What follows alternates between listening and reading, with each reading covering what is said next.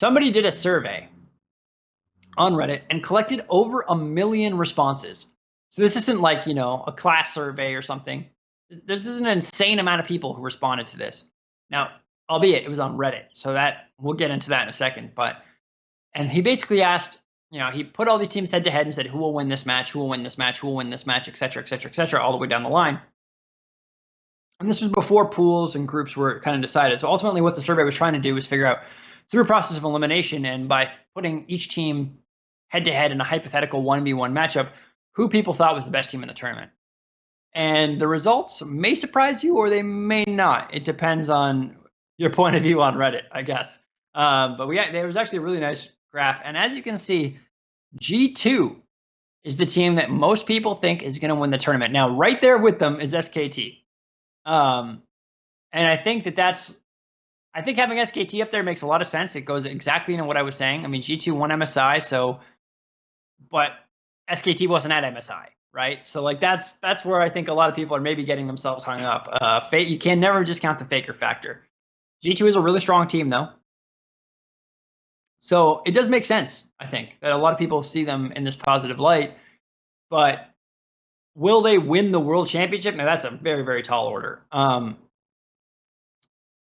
It's a tricky question because I know that, for example, a lot of people might cite this as being a bias towards the West. And honestly, something I'm kind of considering as well. Like, well, obviously the Koreans are on InVen, which is like their version of Reddit. And the Chinese population has their own kind of versions of these things. They're not on Reddit, right? So we're not getting the votes from those populations. So this is a Western vote, essentially. This is who the West thinks is going to win. And as you can see for G2, their faith, like they have the faith of the entire Western Hemisphere right now. Everybody's hoping that these guys will be able to pull it home. And if you look right now after like those top two teams, look at the fall off. Like it's gigantic between G2 and SKT, then all the way down to Fnatic. It's nuts. And if you look at Team Liquid, they're not even in the top 8 in confidence, which kind of gives you an idea of what people think of North America, because there's no Team Liquid and Cloud9 are kind of like in 9th and 10th right there. And it's just, a lot of people just don't see them winning. And, for two of the better teams that North America has seen, and especially Team Liquid, it kind of says a lot about the region's strength.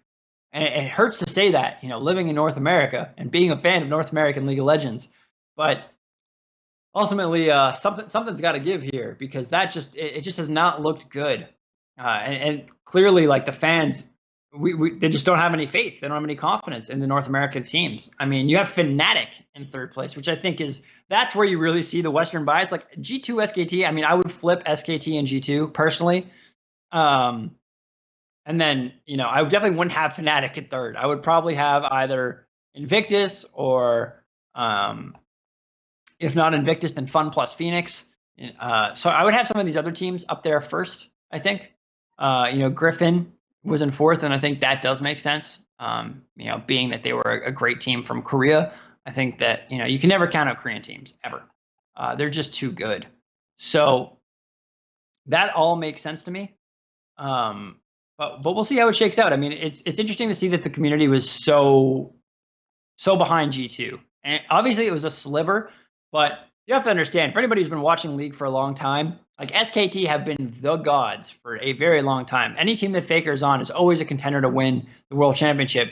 And it's one of those teams that, ever since Monte Cristo put on the conductor's hat and wore all the SKT stuff and really celebrated that team, they have probably more Western fans than any other team outside of the West. I'd have to imagine. I can't think of any other team outside of the West that has that level of fandom from Western League of Legends fans.